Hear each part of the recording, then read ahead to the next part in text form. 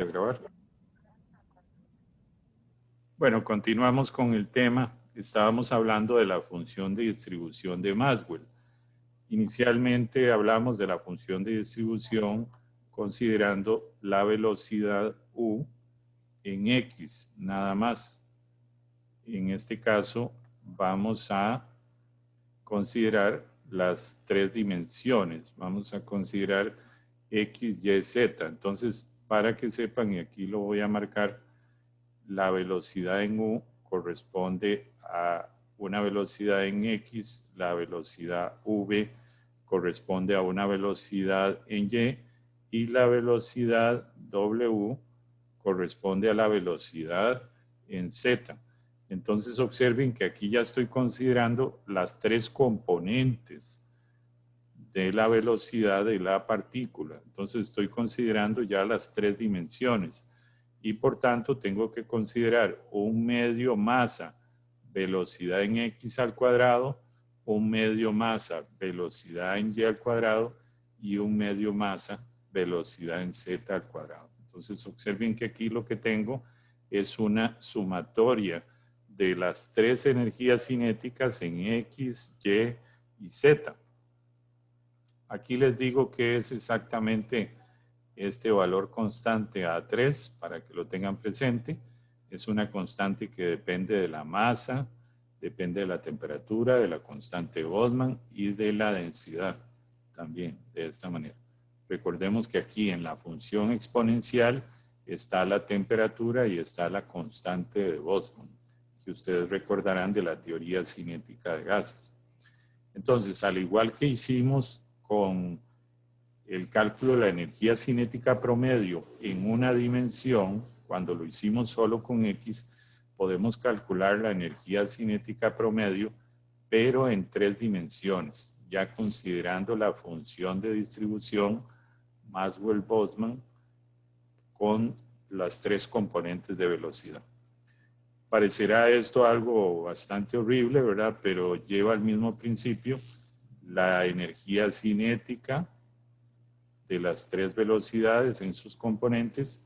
De igual manera aquí, en la exponencial, estamos integrando respecto a un diferencial de velocidad en X, en Y y en Z, ¿verdad? A velocidades en cada componente. Y lo que tenemos abajo, esta integral monstruosa, simplemente lo que nos va a dar es la densidad. Lo que estoy haciendo arriba es sumando todas las energías cinéticas de todas las partículas, considerando sus velocidades en X, en Y, en Z, y al obtener esa suma total, que es la integral, la divido entre el número de partículas y entonces obtengo la energía cinética promedio. Muy bien, no nos vamos a preocupar mucho por ver paso a paso cómo se resuelve estas integrales, ¿verdad? Lo que nos interesa es el resultado. Ya luego usted podrá de manera independiente aparte, si a usted le gusta mucho el resolver integrales, tampoco es que esto sea complicado, lograr darse cuenta cómo todo esto se termina convirtiendo en tres medios constante de Boltzmann, temperatura. Entonces, lo que llegamos aquí es a encontrar que la energía cinética promedio en tres dimensiones corresponde a 3 medios kT. Si recordamos, cuando nosotros calculamos la energía cinética promedio solo en X, el resultado que obtuvimos fue 1 medio kT. Resulta que cada eje, o llamémoslo cada grado de libertad, contribuye en energía con 1 medio kT. Es decir, el eje X tiene 1 medio kT, el eje Y contribuye otro medio kT y el eje Z otro medio kT. Si usted suma esos, le da 3 veces 1 medio kT o 3 medios kT. Entonces, a lo que llegamos con esto es darnos cuenta de que la temperatura guarda una relación directa con la energía cinética promedio. Y era algo que yo les decía desde que empezamos esta unidad, ¿verdad? De que asumieran de que la temperatura es un concepto vinculado a la energía cinética promedio. Si un plasma le aumenta la energía cinética promedio, decimos que le aumenta la temperatura. Si un plasma le reduce la energía cinética promedio, decimos que se reduce la temperatura. Pero siempre la temperatura viene a ser un concepto asociado a un valor promedio de un conjunto de partículas. Entonces, por eso es que nosotros no podemos decir la temperatura de un electrón o la temperatura de un ion, porque la temperatura es un concepto asociado a un conjunto de partículas, a un valor promedio de energía cinética de un conjunto de partículas. Recuerden eso, por favor, siempre. Muy bien, entonces, sabiendo nosotros de que la energía cinética es 3 medios kT, vamos a hacer lo siguiente. Vamos a tomar solo esto, el producto de la constante de Boltzmann por la temperatura, nada más. Aquí lo tenemos. Ese producto de la constante de Boltzmann por la temperatura tiene unidades de energía, que podemos darlas en julios o podemos darla en electronvolts. Recuerden que unidades de energía son julios o también electronvolts. Ambas son unidades de energía. Nosotros vamos a usar más electronvolts porque nos conviene más para los valores típicos de los plasmas y no vamos a usar julios. Entonces, asuma por un momento que el producto K por T da exactamente un electronvolt. Bueno, entonces ahora lo que vamos a hacer es despejar esta T. Despejar esta T. Para despejar esa T, tengo que pasar a dividir aquí por la constante de Boltzmann. Entonces estoy dividiendo 1.6 por 10 a la menos 19 julios, lo estoy dividiendo entre la constante de Boltzmann. La constante de Boltzmann tiene este valor. Aquí olvidé tal vez poner las unidades. Entonces resulta que la constante de Boltzmann es 1.38 por 10 a la 23. Divido esto entre esto y me da 11.600 Kelvin. ¿De dónde salió esto? De considerar que K por T era un electronvolt, que es equivalente a 1.6 por 10 a la menos 19 julios.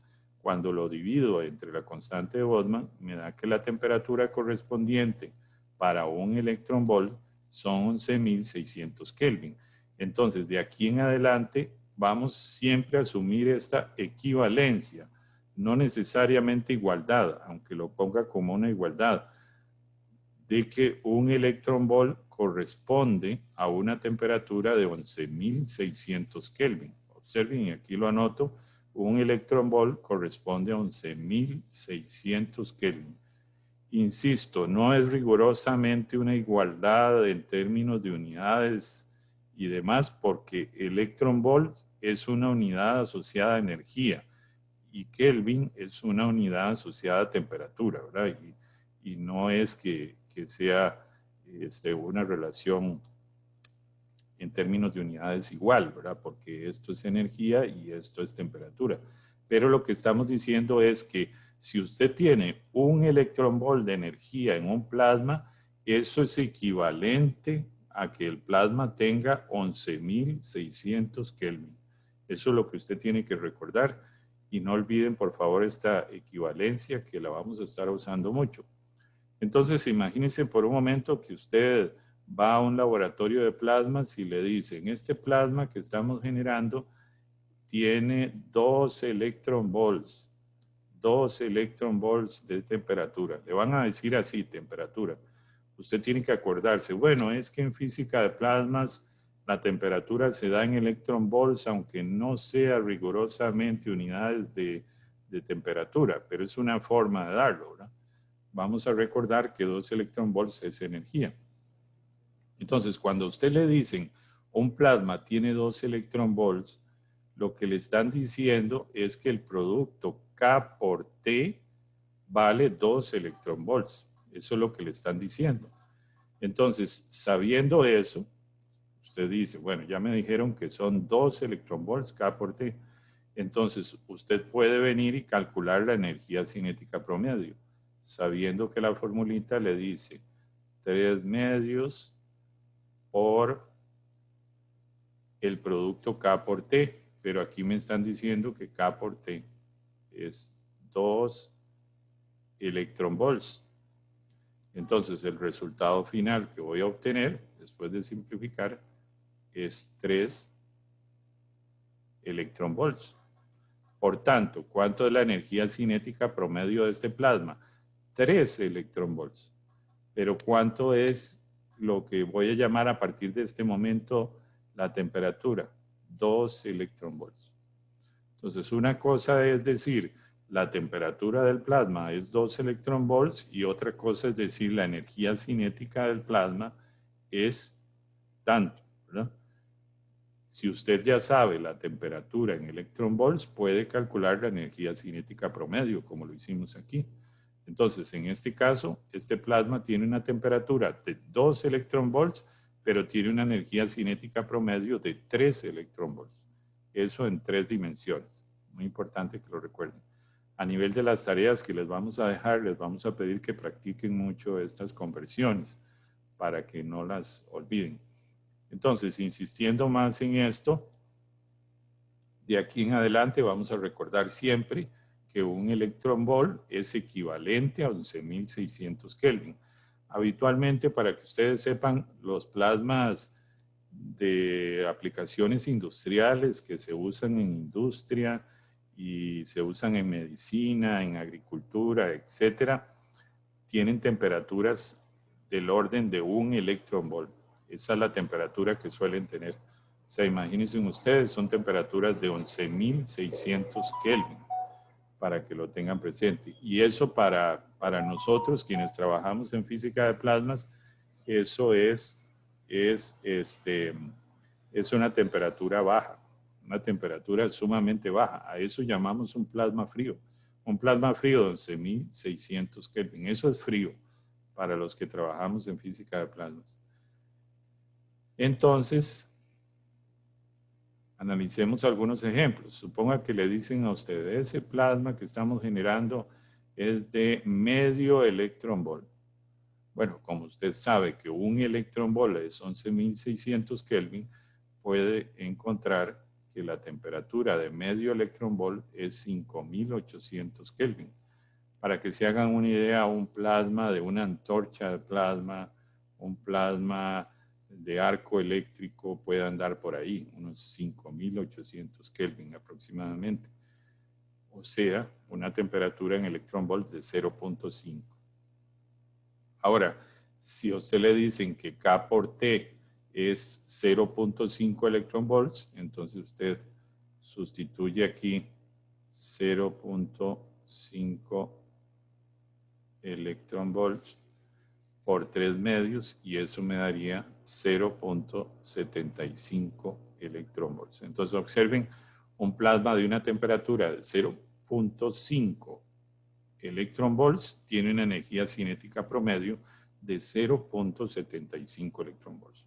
Algunos otros ejemplos rápidamente, un plasma con una temperatura en Kelvin de 300, que eso sería casi un plasma a temperatura ambiente, tiene una energía cinética promedio de 0.0388 electronvolts. Y eso lo puede usted corroborar con este factor de conversión. Así, por ejemplo, un plasma de 10 kiloelectronvolts, 10 kiloelectronvolts, recordemos kilo es 1000, serían 10.000 electronvolts. Si usted lo convierte, le va a dar aproximadamente en Kelvin, le va a dar 7.75 por 10 a la 7 Kelvin. O sea, si hablamos de 10 kiloelectronvolts, para que se hagan una idea, ya 10 kiloelectronvolts son plasmas para fusión nuclear. Mientras que un plasma de 300 Kelvin es un plasma para uso en medicina, por ejemplo. Entonces ahí tenemos como ejemplos extremos. Aquí viene otra parte importante y mantuve un texto bastante grande para que luego, si usted revisa el video o revisa la presentación de manera individual, pueda leer esto con más calma. Pero aquí lo que tenemos que tener presente es que nuestro concepto de temperatura está asociada a una energía cinética promedio. Por tanto, podemos hablar que esto es una temperatura cinética, porque está vinculada a la energía cinética promedio. Ahora, hay otro tema muy importante, y aquí voy a marcar esto para que se haga notar. Un fluorescente, un plasma en un fluorescente, suele estar más o menos a 1 electronvolt, o sea, aproximadamente 11.000 Kelvin. Imagínense ustedes, el fluorescente, si tienen en el recinto donde están ahora, tienen un fluorescente, ahí hay plasma con una temperatura de cerca de 11.000 Kelvin, 11.000 Kelvin. Ya tienen esto para contarle en la tertulia de hoy en la noche, en la persona. Bueno, ¿cuál es la temperatura del plasma ahí? 11.000 Kelvin.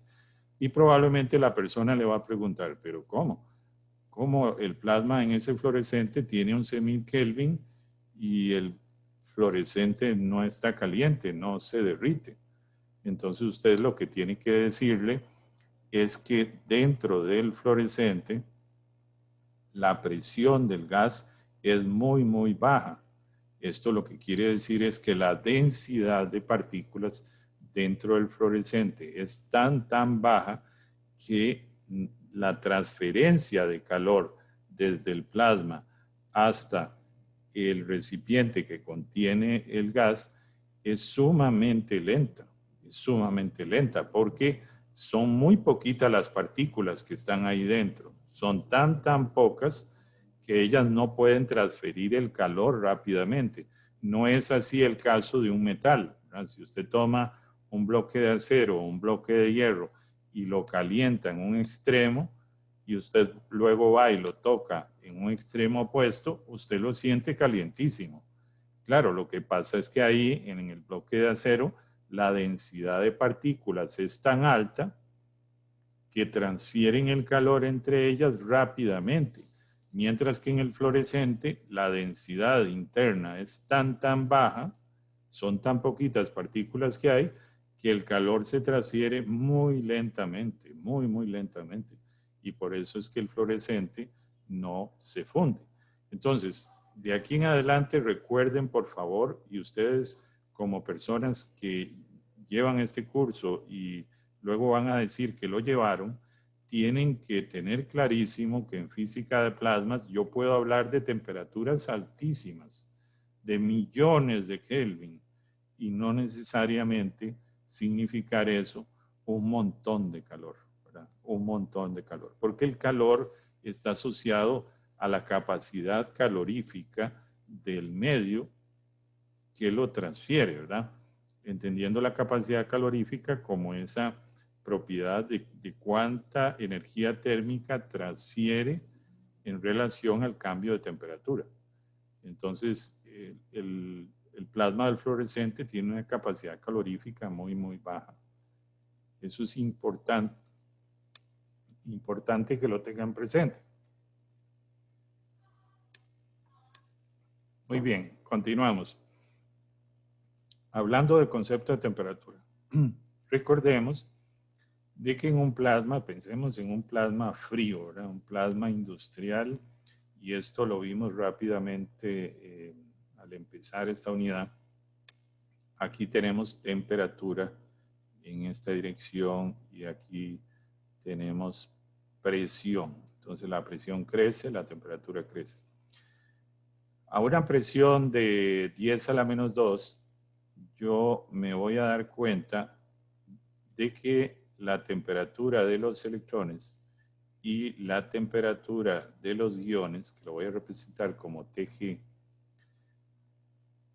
son diferentes. Entonces, cuando usted tiene un plasma a baja presión, sobre todo un plasma industrial, los electrones van a tener más temperatura que los iones. Vean qué interesante, en un plasma usted puede tener especies a distinta temperatura. Los electrones a una temperatura y los iones a otra. Resulta que si me voy a presiones más altas, como 10 a la 1, es decir, 10 kilopascales, me doy cuenta que las dos temperaturas se hacen igual, la de los electrones y la de los iones. Entonces, el que las especies tengan temperaturas diferentes va a depender, entre otras cosas, de la presión. Si yo tengo altas presiones, las partículas van a estar chocando mucho más y van a estar intercambiando cantidad de movimiento al punto que llegan a igualar sus energías cinéticas promedio. Es decir, llegan a igualar sus temperaturas.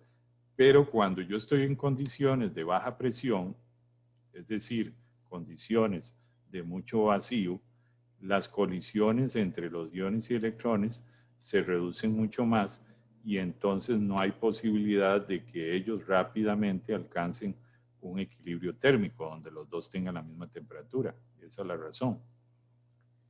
Generalmente en un plasma industrial tenemos esta situación donde mi plasma no está expuesto a un campo magnético externo, es decir, las partículas se están moviendo desordenadamente. No es el caso así cuando yo expongo el plasma a un campo magnético, como es esta situación que tenemos aquí. Observen. Entonces, las líneas de campo representadas en azul y los electrones lo que van a experimentar es un movimiento en forma de hélice. Y esto lo vamos a ver en la unidad 2 y vamos a demostrar todas las fórmulas relacionadas a ese movimiento. Entonces, desde ya les digo que una partícula cargada expuesta a un campo magnético sigue un movimiento de hélice, se ordena, se confina, ¿verdad? Si lo vemos ya mucho más de cerca y comparamos la carga positiva con la carga negativa, una cosa que vamos a demostrar en la unidad 2 es que la hélice del electrón es mucho más pequeña y la hélice que forma el ion es mucho más grande, mucho más abierta. Para que se hagan una idea, el campo magnético está apuntando en esta dirección. Aquí representado en flechas azules el campo magnético y aquí arriba lo estoy representando en una flecha roja. Entonces, el ion y el electrón lo que hace es empezar a dar vueltas alrededor de la línea de campo magnético. Eso nos lleva a que, y aquí lo voy a poner en otro color, la velocidad, por ejemplo, del ion tiene dos componentes. Tiene una componente paralela o antiparalela al campo magnético representado en rojo y tiene una componente perpendicular. Observen, aquí viene el campo magnético, aquí viene la componente de velocidad perpendicular. Pero esta rosada es el vector velocidad de la partícula, que tiene una componente paralela o antiparalela al campo magnético y tiene una componente perpendicular.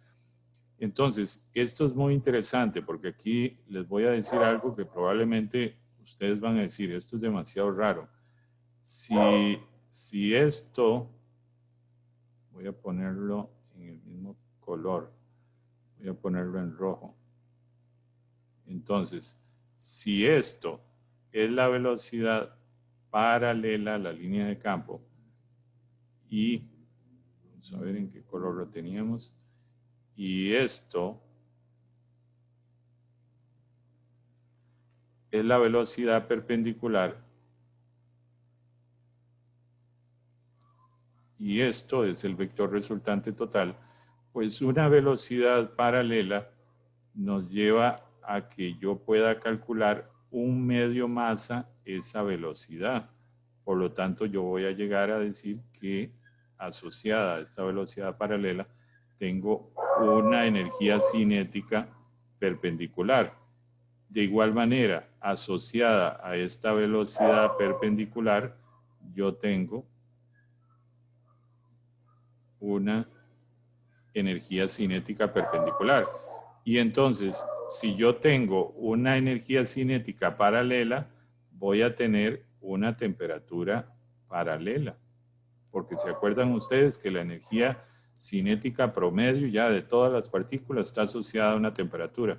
De igual manera, voy a tener una temperatura perpendicular.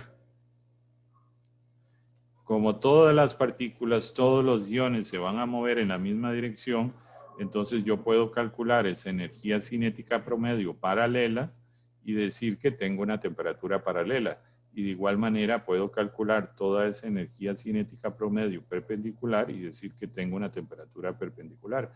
Entonces aquí lo que nos deja sorprendidos es que una misma especie, por ejemplo, las cargas positivas, los iones, pueden tener, una misma especie pueden tener dos temperaturas. En el caso de que esté confinada magnéticamente, puede tener una temperatura en la dirección paralela a la línea de campo y puede tener otra temperatura en la dirección perpendicular. Entonces vean qué interesante, en un plasma no solo electrones e iones pueden tener temperaturas diferentes, sino que una misma partícula cargada, una misma especie, puede tener dos temperaturas cuando estemos hablando de confinamiento magnético. Entonces, esas son cosas que necesito que tengan presentes desde ya. Esto que ven ustedes aquí es un dispositivo para confinamiento magnético de plasma que está en Japón, se llama LHD y dentro de la cámara vacío tiene esta forma tan compleja que ustedes ven por aquí y el plasma tiene ese color rosado, si vemos por ahí. Resulta que si medimos la temperatura del plasma desde el centro del plasma hasta el borde del plasma, aquí donde dice 1 es el borde del plasma. Si yo me voy del centro del plasma al borde hacia un lado o al borde hacia el otro lado, ¿verdad? Pero vean qué interesante, la temperatura del plasma en el centro, yo puedo medir la temperatura de los iones, representado en rojo, y veo que en el centro la temperatura de los iones es máxima y luego empieza a caer la temperatura de los iones hasta llegar a un valor determinado en el borde del plasma. De igual manera, la temperatura de los electrones, vean cómo empieza a caer aquí en azul. Y ambas temperaturas no necesariamente son iguales, ¿verdad? No necesariamente tienen que ser iguales. Aquí representado en verde es la densidad de partículas. Vean que es bastante constante. Entonces, esto es para que vean el ejemplo de lo que puede ser en valor y en posición la temperatura de los iones y la temperatura de los electrones en un dispositivo de confinamiento magnético de fusión.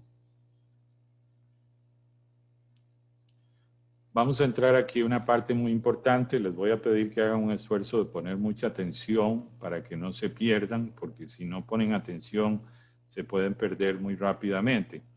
Aquí lo que tenemos es un átomo de hidrógeno.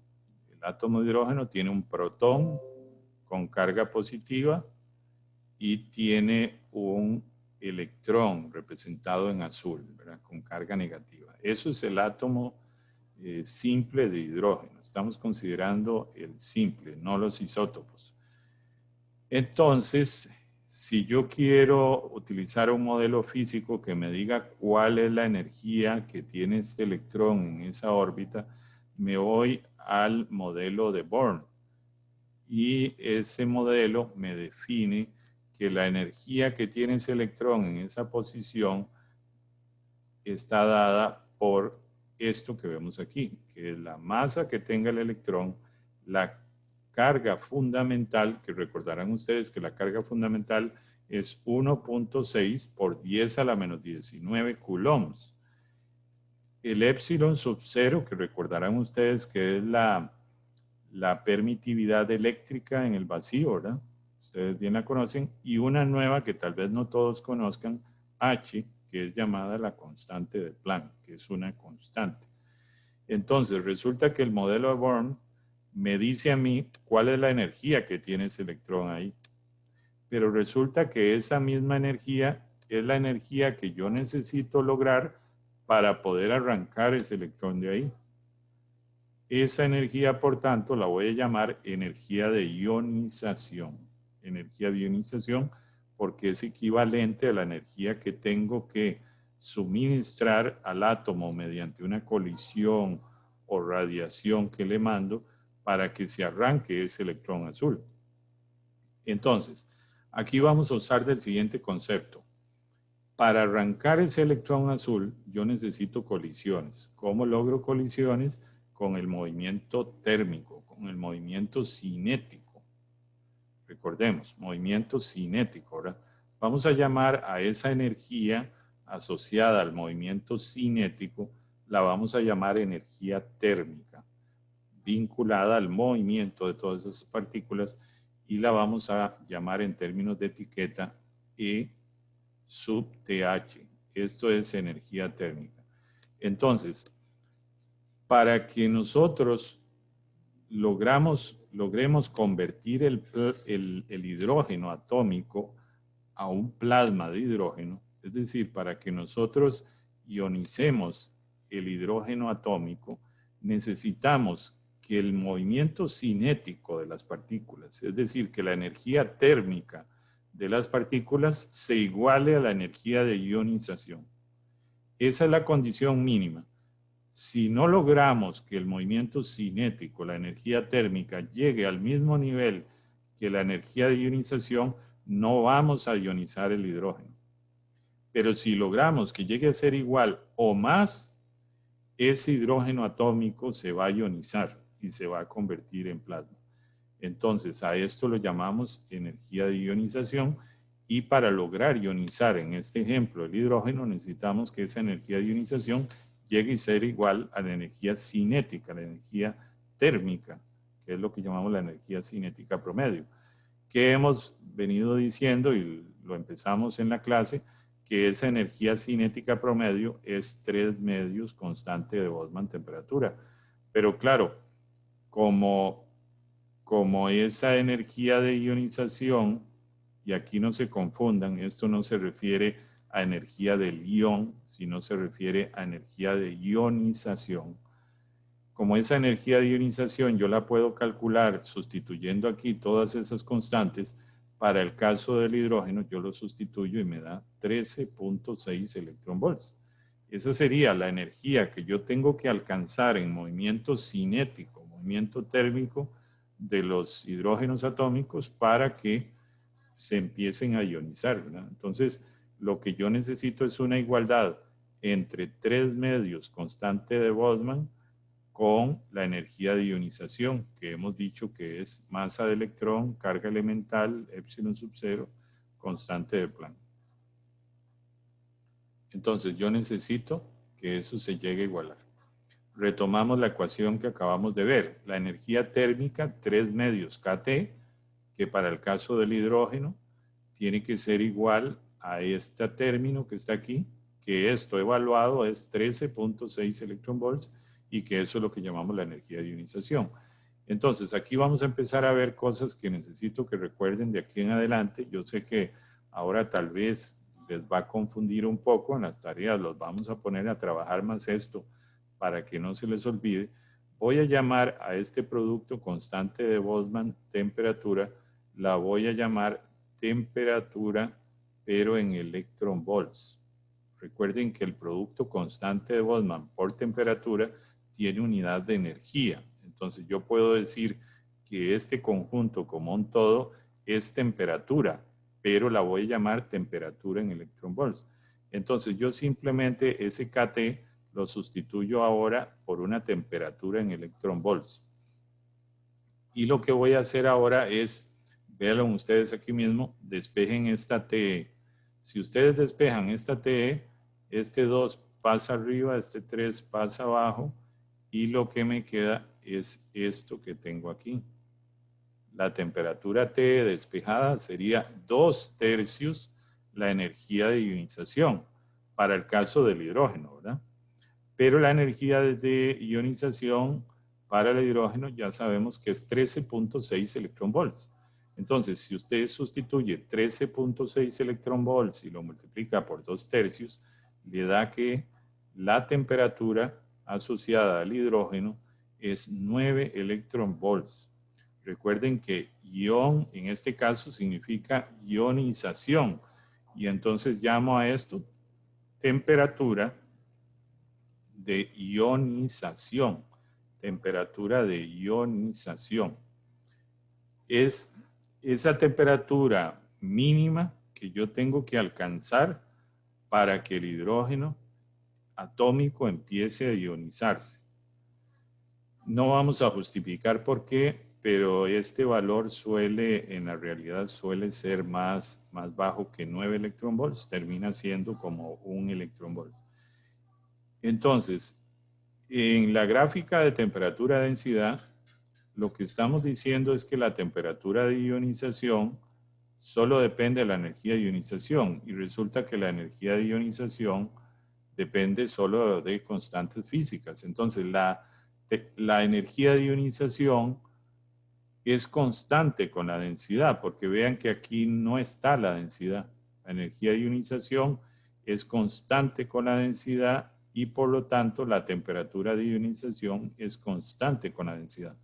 Por tanto, si usted grafica la temperatura de ionización en función de la densidad, le va a quedar como un valor constante. Esta T-ion es la temperatura de ionización. Y si usted grafica también la energía de ionización, que nos da 13.6 para el hidrógeno, se iguala a la energía térmica. La energía, aquí hay un errorcillo, este 0 se cambia por un I.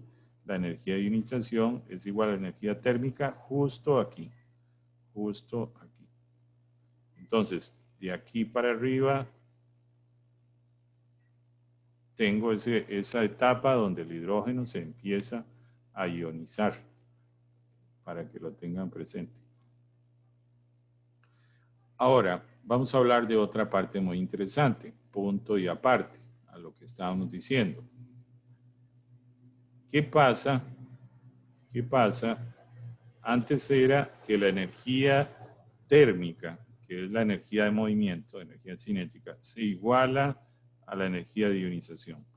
Pero, ¿qué pasaría si el movimiento cinético de las partículas se están moviendo a velocidades cercanas a la luz? O sea, piense por un momento, como es el caso de los plasmas en una magnetosfera de púlsars. Pues resulta que si la energía térmica, que sabemos que es 3 medios kT, ya eso lo demostramos, se iguala a la energía relativista, que es lo que llamamos la masa,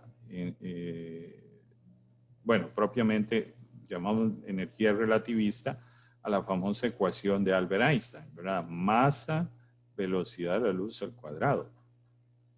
Y es la masa en reposo del electrón, eso corresponde a una energía almacenada, ¿verdad? Entonces, imagínense por un momento que la energía cinética de movimiento del plasma, la energía térmica, que es lo que estamos diciendo, llega a ser del nivel de la energía relativista. Entonces, lo que tendríamos si despejamos este producto K por T, el 2 pasa arriba, el 3 pasa abajo y nos damos cuenta que K por T termina siendo 2/3 de la energía relativista, que es masa C cuadrado. Despejamos, o más bien, perdón, llamamos a esto K por T. Se acordarán que K por T lo vamos a llamar de ahora en adelante temperatura en electronvolts. Entonces aquí llamamos ese T, que es la temperatura en electronvolts, va a ser 2/3 la energía relativista. 2/3 masa, velocidad de la luz al cuadrado. Claro, la masa del electrón sabemos cuánto es, la velocidad de la luz sabemos cuánto es, entonces podemos sustituir y nos va a dar que la temperatura relativista es 340 kiloelectronvolts. Entonces serían 340,000 electronvolts. Pero ¿se acuerdan ustedes cuánto representa un electronvolts en temperatura?